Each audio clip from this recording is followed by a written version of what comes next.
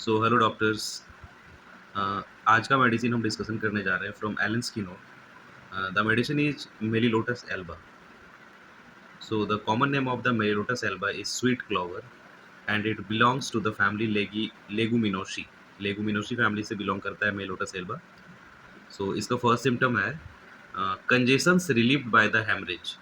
Congestions relieved by haemorrhage का मतलब हुआ कि बॉडी में अगर किसी भी पार्ट में कंजेशन हो रहा है तो उसको जो आराम मिलेगा वो आफ्टर हेमरेज मिलेगा। Second symptom is engorgement of the blood vessels in any part of the organ.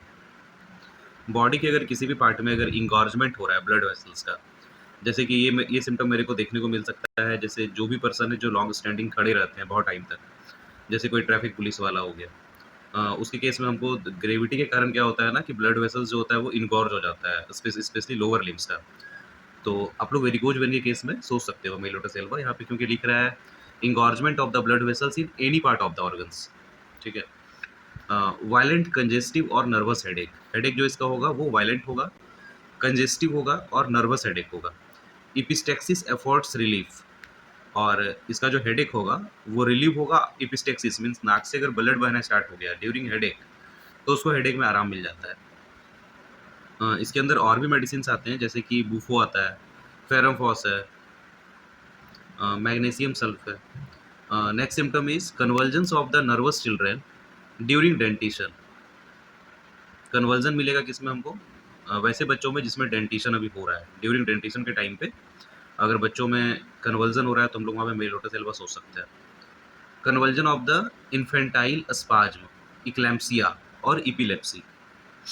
Next symptom is religious melancholy with an intensely red face. इसका जो पेशेंट होगा वो क्या होगा? रिलीजियस मेलेंकोली होगा उसमें, with an intensely red face. Face जो होगा वो रेड इन कलर होगा। Insanity in early stages to relieve brain from pressure and irritation.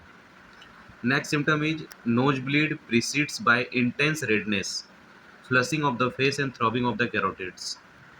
यहाँ बोल ये रहा है कि nose bleed preceded by the intense redness, means nose bleed हुआ वो प्रीसीड करेगा किससे? इंटेंस रेडनेस से, बहुत ज़्यादा रेडनेस हो जाएगा। Flushing of the face, face पूरा फ्लश्ड हो जाएगा। And throbbing of the carotids. ठीक है। और भी मेडिसिन है, एक अंडर ब्रैकेट में दिया है यहाँ belladonna. With general relief means जो भी यहाँ पे कहने का मतलब हुआ कि नोज ब्लीड के बाद उसको रिलीफ मिलेगा, यहाँ लिखा है विथ जनरल रिलीफ, मतलब जनरली उसको रिलीफ मिलता है।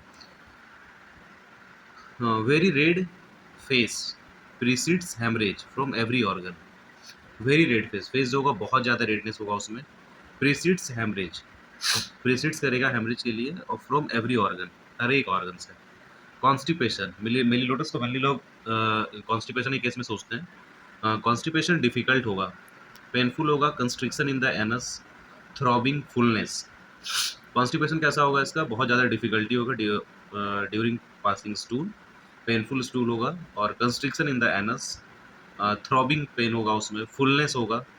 No desire until there is a large accumulation, तब तक डिजायर नहीं होगा स्टूल का जब तक लार्ज एकुमुलेशन ना हो जाए। और भी मेडिसिन में है, जैसे एलुमिनम है। रिलेशन इसका है compare amyl nitrosum antim crud in epistaxis after headache but does not relieve. यहाँ बोल ये रहा है कि अमाइल नाइट्रोसम में और एंटीम क्रूड के केस में हेडेक हो रहा है, हेडेक के बाद एपिस्टेक्सिस भी होता है लेकिन उसमें आराम नहीं मिलता है। Belladonna glonoine sanguinaria in congestive headache. Belladonna glonoine और सैंगुनेरिया को हम लोग सोचते हैं इन कंजेस्टिव हेडेक में। Red face hot head, face उस केस में भी क्या होता है? रेड होता है फेस, और हेड जो होगा वो बहुत हॉट होता है। मेलिलोटस का एग्रावेशन अगर हम लोग देखेंगे तो इसमें है अप्रोच ऑफ ए स्टॉर्म और रेनी चेंजेबल वेदर। सो जितने भी सारे सिम्टम्स थे ये एलेंस की नोट से थे। और अब हम डिस्कशन करने जा रहे हैं बोरिक से, जो भी इंपॉर्टेंट सिम्टम है उसका। बोरिक में इंट्रोडक्शन में एक बहुत इंपॉर्टेंट सिम्टम है, epilepsy from a blow on the head.